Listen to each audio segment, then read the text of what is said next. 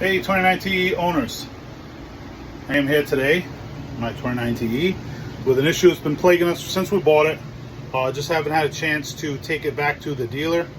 I don't know if anybody else has had an issue in their bathroom with the shower floor. The shower floor gets soaking wet. I have the mat here now so I can work on. That's the outdoor mat for our door. But this whole seam around our shower, I don't know if you can see, I'll give you a good look. Put a nice thick clear bead of caulk adhesive. It's some of the old stuff. I tried to do it on the fly one time before we went camping to fix it, to stop it from leaking. Didn't work. We had water go underneath the floor behind the toilet, come out into the TV room, and actually out into the hallway. All I did was, let's see, 1, 2, 3, 4, 5, 6 screws on each side of the shower.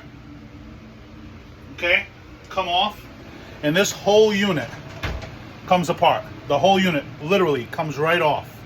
One piece. I didn't take the doors off. Had my wife on one side, my brother on the other. We picked this up. We set it down on the floor, a little bit off center in front of the toilet.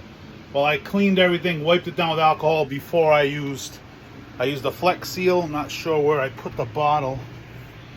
It's not Flex Seal. It's the same brand, but it's called Flex Shot. This is what I used. And it says 24-hour set time. So I did the base and along the sides of the walls of the glass.